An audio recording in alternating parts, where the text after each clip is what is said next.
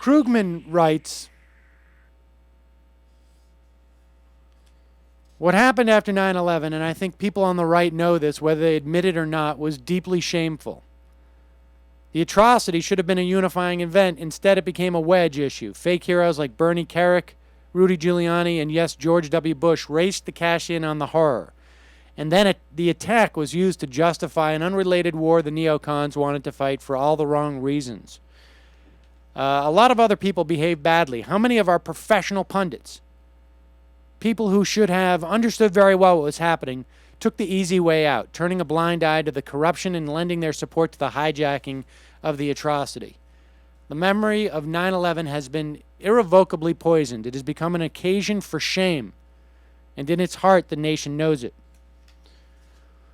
And frankly, I think he's right. I think he's right. This time could have been a time in which people could have mourned those who died, and where people could express pride, not just because of the suffering of, I mean, obviously the pride in the way that the people who raced down to Ground Zero to help people out, but pride as a nation in terms of how the nation responded to use that event to make the world a better place. I mean, it's almost a laughable proposition to even suggest that now. And it certainly made this country a lesser place, our reaction to it. I mean, is there any doubt? Did we take that adversity and become a better place 10 years out? I can't see how anybody could answer yes. I don't even think it's close. We're a significantly worse country by any measure, really. What constituted American values, civil liberties, respect for others. We didn't even get that bump on, like, now Americans are going to really pay attention to what goes on in the world and be more internationally minded and understand their context. None of that. We got none of it. None of it. Zero. I mean, zero. It's pretty pathetic, actually. And, this I got this email last week from listener NB. He said, a friend of mine posted an article on Facebook about the WikiLeaks cable exposing the execution of a family, including children, in Iraq in 2006. This was subsequently covered up by the U.S. government. After some back and forth with a right-winger who said he'd like to turn that region into glass, I said to him, I don't like radical Muslims either. Do you think it's possible for an infant to be a radical Muslim? And this is the guy's reply. This will sound about as inhuman as anything you have heard and maybe anything I have said. If you feel you need to preface something with that, maybe you should stop yourself. That's even worse than I'm not racist, but... Right. This will sound about as inhuman as anything you have heard or maybe anything I have said. They are a radical Muslim, speaking of this baby, in the making. So if we kill just the parents and leave the children, this is an innocent parents too, we should say, we have stripped them of their parents and now they have a real reason to want to kill us, other than a difference in spiritual belief. Who is going to take care of them? You and Gitmo?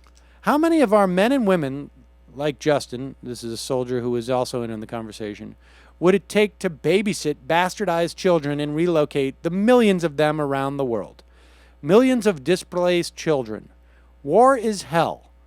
It's awful. And I don't disagree with that, but to me it's an abortion that came way too late. Like Justin, I care for the safety of my family, my countrymen, my country, and nothing more than those things. Do I want to know about it when it happens? Absolutely not. To add Justin's statement about the war, not only should DC stay out of the fight, the press should too. You and me need only know that we can travel to work every day and back safely. How our military provides the means to do that is not my business. This is so warped and twisted that it's almost too hard to contextualize. NB wrote, since then I've thought of a good response to this, namely that he is a coward who is willing to let others do the dirty work and have to live with himself. It's so far beyond that. He is, of course, a coward. He can't even accept the moral responsibility, never mind the actual practical responsibility. He can't even accept the obligation of seeing what's being done in his name. He can't. But ultimately, buried in this is the absolutely fundamental conservative worldview. I will let someone else pay for what I have. I will go through life living in such a way so that I don't have to see the genuine expense of it. I will create all these externalities. This is no different than when a corporation poisons the river or poisons the air and allows some baby to get asthma or some infant to get or some kid to have a birth defect. This guy will poison and kill children. And the only issue is, don't remind me that's what I'm doing. Don't remind me that I'm part of that.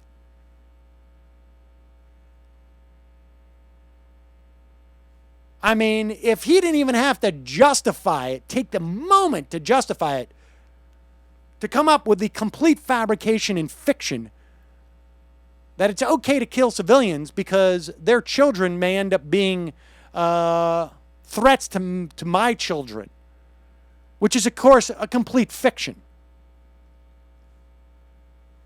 If he didn't even have to bother to come up with that fiction, he'd be that much happier. So deluded. This is the Republican, conservative, Tea Party, whatever you want to call it, mindset. Do not let a shred of doubt about the way I live my life and how it impacts others to enter into my mind. And I will listen to Limbaugh so that he can remind me that 3 hours a day. And I can watch Fox TV so that they can make sure that I live in this hermetically sealed bubble where I have to have no sense of the implications of how destructive my ideology is. The fact of the matter is, it's impossible to go through life as a human being and not create some havoc for other people or the environment or future generations or other animals. It's impossible. We simply cannot live like that with as many human beings as there are on the planet. It's just impossible. But we owe those other people, those future generations, the other live beings on the planet, at least to think about it, to weigh out each one of those decisions every time we make them, as to the implications it will have on everything else in the world. Not just our family, not just our town, not just our country, but all of humanity, all of the world. We can't always make a decision that is going to benefit those people. We're not always going to make a decision that isn't going to harm those people. But we need to think about it.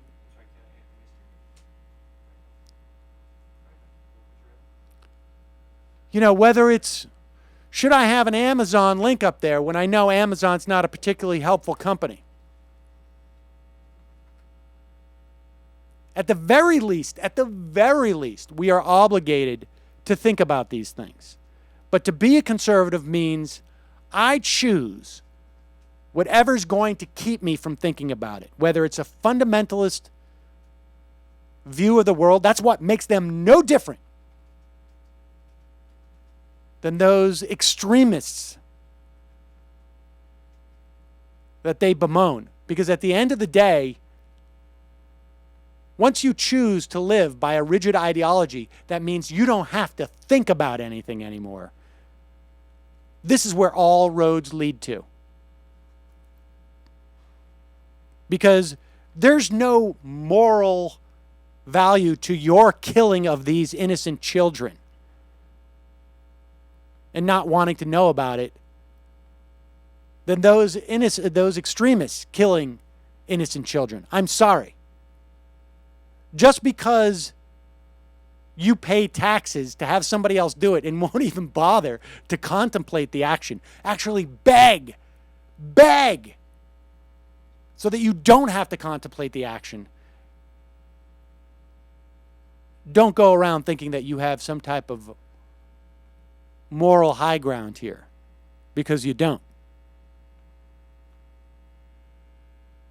You're willingly, desperately signing up for a program that in which you know innocent people will be killed and you don't even want to know about it.